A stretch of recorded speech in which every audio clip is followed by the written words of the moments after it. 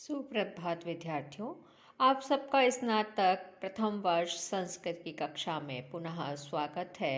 हम नीति शतकम नामक मुक्तक काव्य का अध्ययन कर रहे हैं।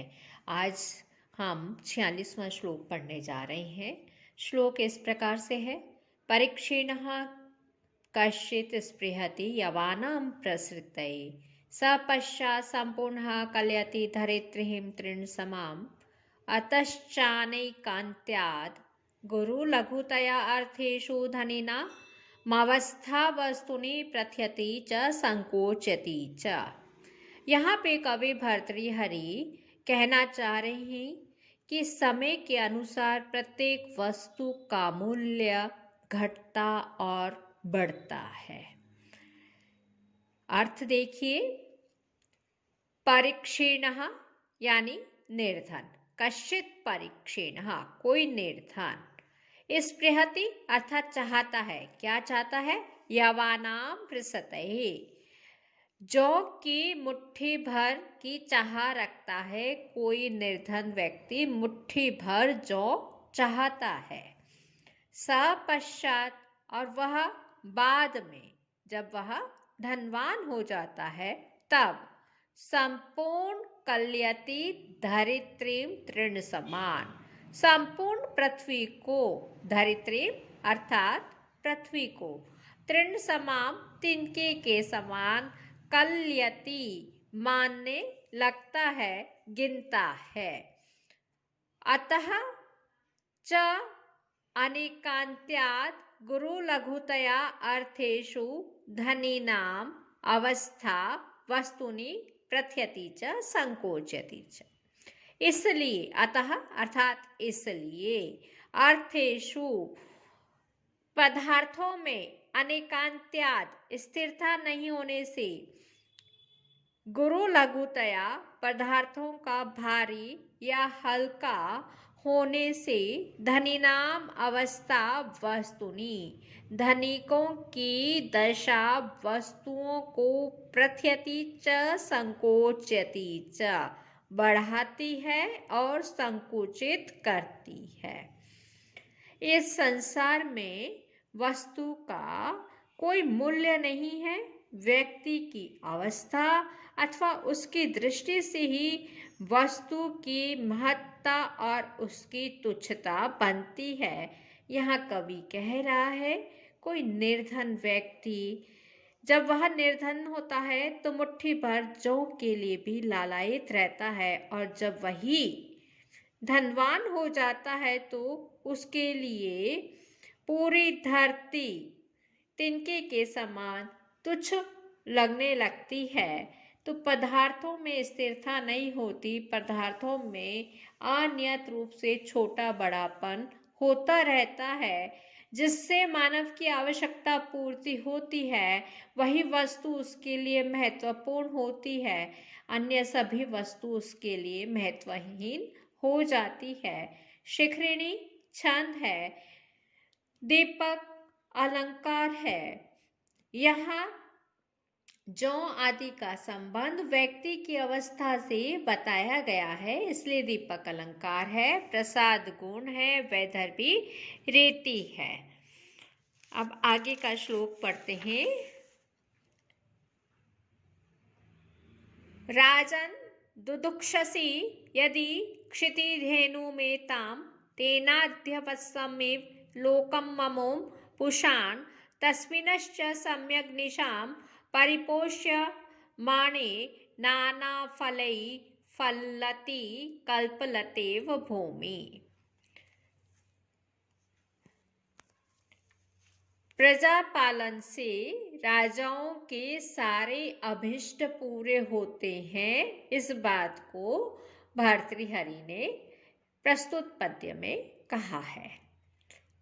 राजन, राजा को संबोधित करते हुए कवि कह रहे हैं, हे राजन, दुदुक्षसि यदि शेतु धेनुम एताम, एताम यानी इस पृथ्वी रूपी गाय को दुदुक्षसि दोहना चाहते हो, तेन तब अद्य आज से ही वत्समेव बछड़े के समान अमोम पुषान, अमोम लोकम पुषाण, इस लोक को पुष्ट करो। अमोघ लोकम पुषाण, इस लोक को पुष्ट करो। तस्मिनश्च अनिशम, उसका दिन रात, सम्यक निशम, परिपोष्यमाणे, दिन रात अच्छी तरह से पोषण किए जाने पर, नाना फलई फलती कल्पलतेव भूमि, यह जो पृथ्वी है कल्पलता के समान, नाना फलई, अनेक फलों से, फलती, समृद्ध होती है।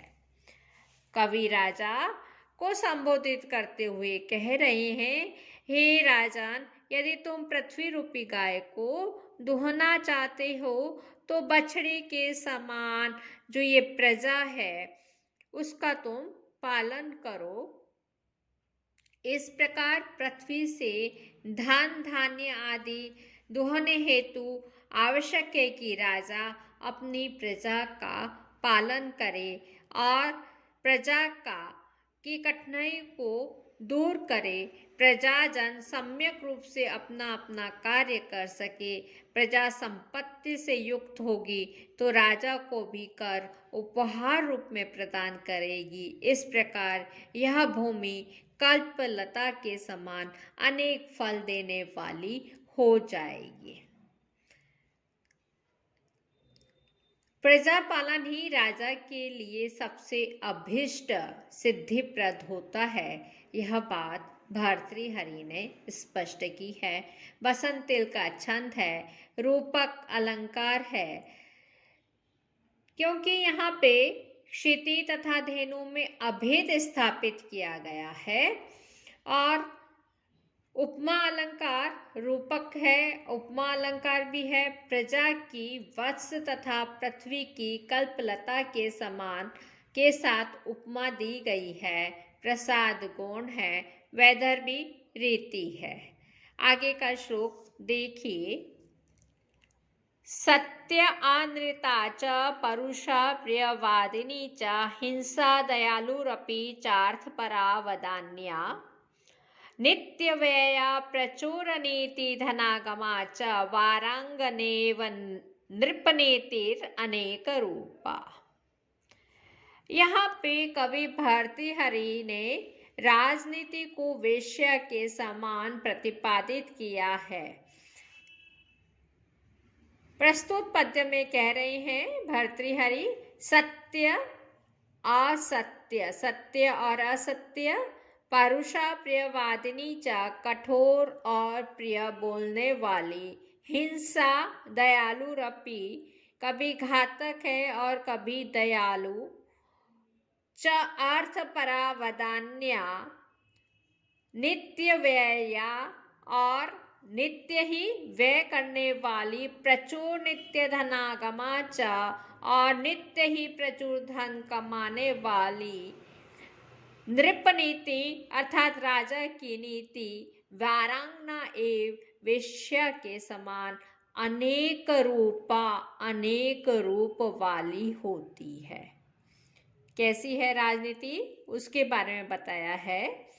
कभी सत्य और कभी असत्य, कभी कठोर और कभी मधुर, कभी हिंसा यानी घातक और कभी दयालु, कभी अर्थपरा वदान्या, कभी धन से लोलुप्त तो कभी उदार, कभी नित्य व्यया नित्य व्यय करने वाली और कभी नित्य अधिक धन संचय करने वाली।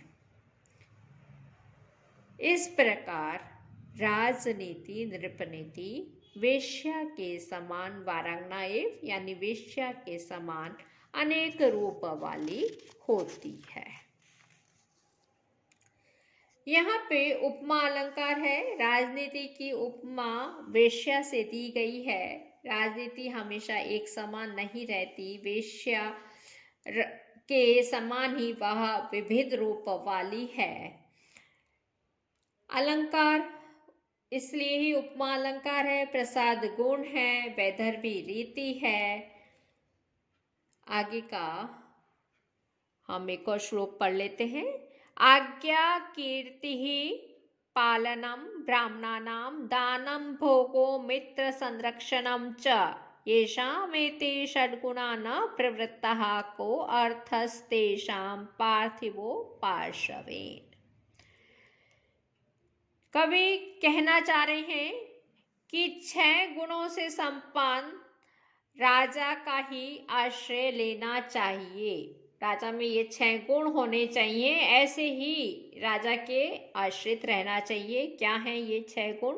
आज्ञा यानी शासन करे, आदेश दे, कीर्ति यश, ब्राह्मणानां पालनम ब्राह्मणों का पालन करे, दान भोग और मित्र संरक्षण मित्रों की सहायता। येषाम एते षड्गुणा न प्रवृत्ता जिनके पास ये 6 गुण नहीं होते हैं, को अर्थ क्या प्रयोजन? तेषाम पार्थिवोपाश्रयेन ऐसे राजा के आश्रय से क्या लाभ? जिस राजा की आज्ञा अपनी प्रजा में नहीं चलती है, प्रजा जिसकी आज्ञा को नहीं मानती है, जिस राजा की उदारता परोपकार विषय कीर्ति सर्वत्र न फैली हो, जो राजा विद्वान उपदेशक एवं परमात्मा तत्व को प्राप्त हुए ब्राह्मणों का पालन नहीं करता, ऐसे राजा का आश्रय लेने से कोई लाभ नहीं होता। जो राजा उचित काल में याचकों को दान आदि नहीं करता तथा धन ऐश्वर्य आदि का स्वयं भी उपभोग नहीं करता, जो आश्रय में आए व्यक्तियों एवं सहृदय मित्रों आदि का संरक्षण नहीं कर पाता, उनका आश्रय लेने से क्या लाभ?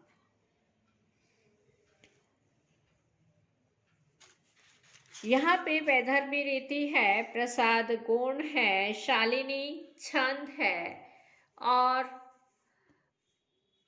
कवि ने यहाँ पे उत्तम राजा के 6 गुण आवश्यक माने हैं। यहीं पे हम समाप्त करते हैं। सर्वे भवन्तु सुखिनः, सर्वे सन्तु निरामया, सर्वे भद्राणि पश्यन्तु, मा कश्चित् दुःखभाग् भवेत्। ओम शांति शांति शांति। धन्यवाद।